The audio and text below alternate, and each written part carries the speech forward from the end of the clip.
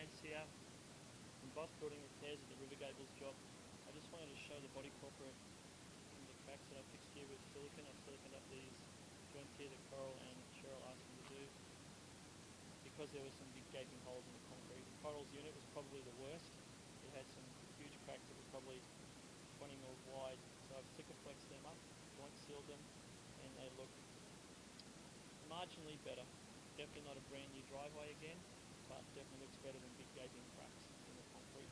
These are the concrete repairs I've done. There's one there, there's two over there, and I've done 10 in total.